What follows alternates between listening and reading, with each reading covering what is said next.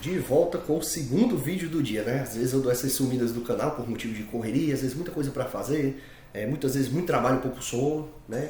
Querendo ou não, tenho que dar uma prioridade ali pro treino, enfim. Mas também quando a gente revive, né? A gente revive aqui já na base do café, enfim. Vamos para mais conteúdo. Esse vídeo é, de certa forma, né? Daria para encaixar ele como uma parte 2 do vídeo passado, da questão da TRT, né? A pessoa faz terapia de reposição de testosterona versus o natural. Então, se a gente for esticar um pouquinho mais o assunto, né? Vamos falar agora de éster curto versus um éster longo. Que é uma coisa que na teoria não vai fazer tanta diferença assim, né? Mesma dosagem de um, a mesma dosagem do outro, faz diferença? Na teoria não, na prática. É isso que a gente vai bater. Enfim, então, para a gente poder recapitular aqui o assunto, né? O que seria um éster? Vamos fazer a revisão aqui. Um éster de testosterona, para a gente pegar como exemplo. Eu tenho uma molécula que vai fazer o efeito, eu tenho um princípio ativo, a substância que vai fazer o efeito desejado, né? No caso a testosterona, pode ser a testosterona, pode ser a nandrolona, pode ser o que for, né? Não precisa nem ser hormônio, pode ser outra medicação, enfim. Tenho aqui a testosterona. E nisso eu vou acoplar um éster. O que seria um éster? É uma outra molécula que eu venho, encaixo aqui, né, no princípio ativo, encaixo no que vai fazer o efeito, pá. Encaixei o éster, e o que acontece? Esse éster, imagina que é como se fosse uma casca. Enquanto o corpo não quebrar aquele éster, para poder chegar na molécula que a gente quer, a gente vai atrasar a liberação. E é por isso que tem o éster curto e o éster longo. Como você deve estar imaginando, um éster curto é como se fosse uma casca mais fininha. O corpo chega lá mais rápido. E um éster longo é como se fosse uma casca mais grossa. O corpo demora mais tempo para conseguir chegar na substância que a gente quer. Entendeu? Então, na prática, se a gente pegar, por exemplo, um propionato de testosterona, que é um éster curto, ele vai ter uma liberação mais rápida e ele também vai embora do corpo mais rápido. Se a gente pega um cipionato de testosterona, que é um éster mais longo, né, a gente vai ter uma liberação mais demorada, demora mais para o corpo chegar, mas ele também vai ter, né, uma liberação mais demorada, demora mais para jogar fora também, certo? Então, basicamente, o éster está ligado à duração, né, a duração e a concentração da substância no nosso corpo. É basicamente isso. Um éster curto, a gente pega mais rápido, faz o efeito mais rápido e ele também vai embora mais rápido. Um éster longo é o contrário. Demora mais para a gente sentir o efeito, para o corpo conseguir pegar aquela substância e metabolizar, né? Mas também demora mais a sair do organismo. E aqui é que está o pulo do gato. Porque, de novo, vamos pegar 100 mg de testosterona para usar como exemplo. Ou 100 mg de testosterona, seja um propionato, né? Seja um enantato, que já é um éster mais longo, teoricamente dá no mesmo. Tudo é 600 mg, é a testosterona que vai fazer efeito. Mas qual é o porém aqui também, a título de curiosidade? Isso aqui já tem um pouco mais de aplicação prática do que a questão da TRT versus o natural, certo? 100 mg de testo, um éster curto, um éster longo. Qual é o grande diferencial aqui? Por que faz sim uma diferença um pouco sutil na prática? Às vezes até em termos de colaterais. Porque o éster curto, se ele libera mais rápido, ele faz um pico de concentração maior também. E ele vai embora mais rápido do corpo, ou seja, ele empilha menos. Vamos com calma, né? Primeiro falando do pico de concentração. Eu tenho 100 mg de testosterona. Se o corpo pega mais rápido, então esses 100 mg caem na corrente mais rápido. Eu vou do 0 ao 100 mais rápido. Buf. Então eu tenho um pico maior. E depois ele vai embora. Se eu tenho um enantato que é um éster mais longo, para eu chegar de 0 a 100 demora. Se a gente fosse fazer a curva do propionato seria assim, 0 a 100. Buf, rápido. Um enantato, que é um éster mais longo, essa curva seria mais achatada. Demora para chegar lá em cima e demora mais a sair, né? E aqui é o primeiro diferencial.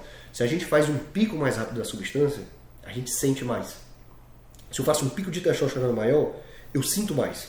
Geralmente é uma pessoa, é aquele cara que tem TPM, né? Ele tem uma oscilação hormonal, ele faz um pico e depois ele cai rápido.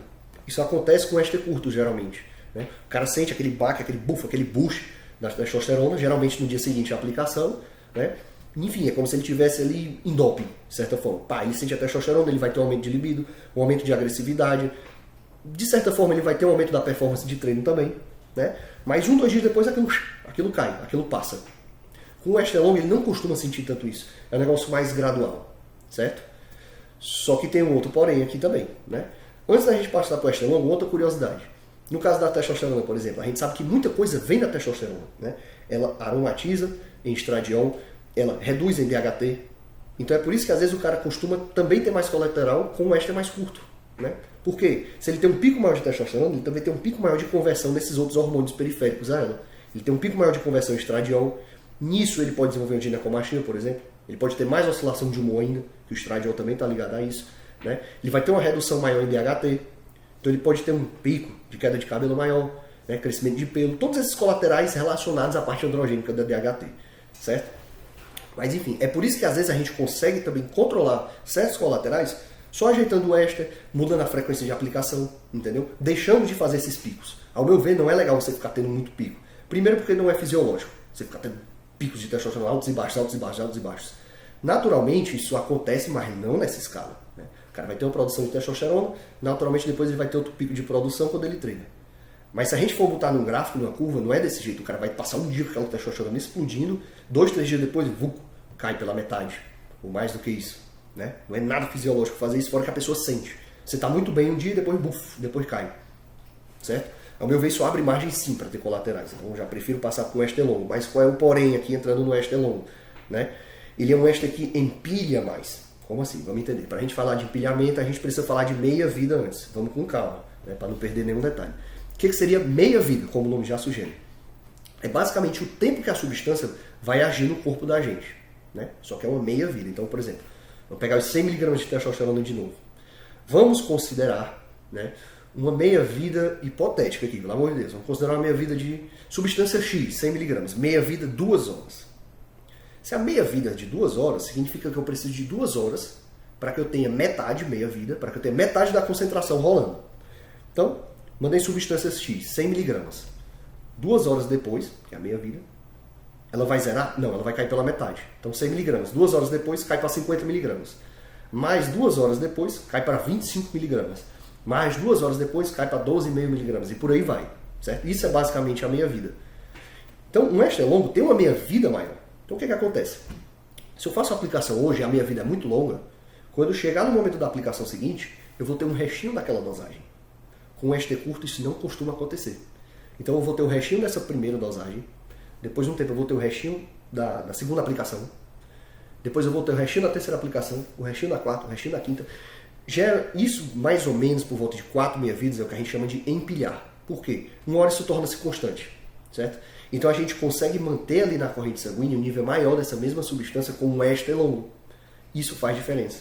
Isso não vai gerar um pico tão grande quanto o éster curto, mas isso vai gerar uma concentração final maior. Eu vou conseguir sustentar isso, uma concentração maior por mais tempo. Isso faz diferença também.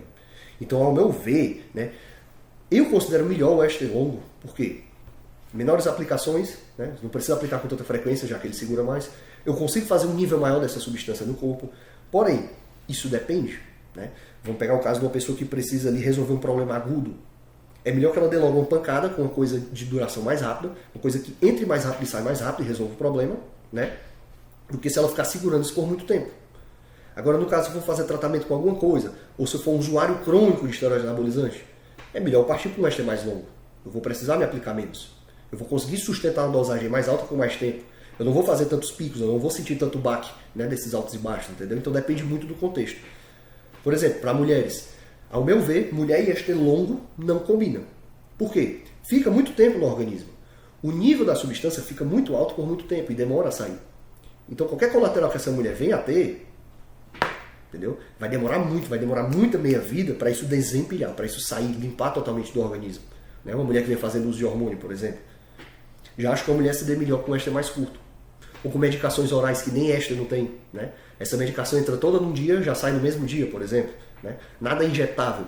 Geralmente algo acoplado com éster é injetável. Né? Medicações orais você não consegue colocar um éster lá. Né? Enfim, seria algo metilado, como a gente chama, algo oral. Entendeu? Então assim, depende muito do contexto. Via de regra, né? Na maioria dos cenários, eu prefiro partir para um éster longo, mas isso cabe discussão. Não necessariamente não quer dizer que é melhor. Se fosse assim, não existiria o curto. Né? Não existiria uma medicação oral. Depende. Você quer algo mais agudo? É melhor você ir para algo de menor duração. Resolveu o seu problema, entrou, resolveu o problema, saiu. Agora, é um tratamento, é um uso mais crônico? Já acho melhor você partir para algo mais crônico como o éster longo. Beleza?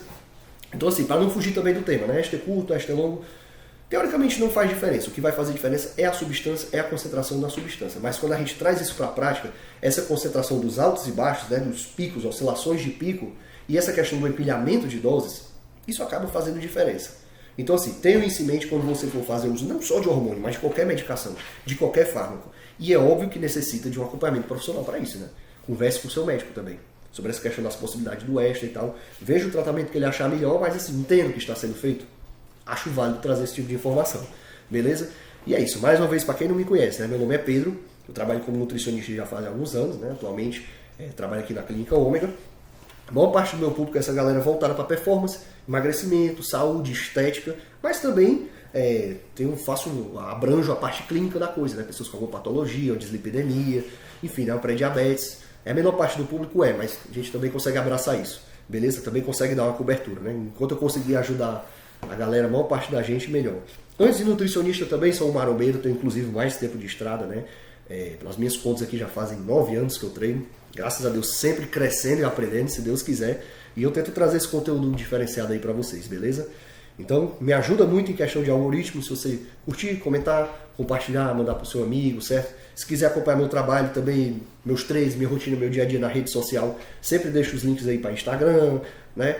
Aqui no próprio YouTube também, beleza? E basicamente é isso. Forte abraço e tamo junto.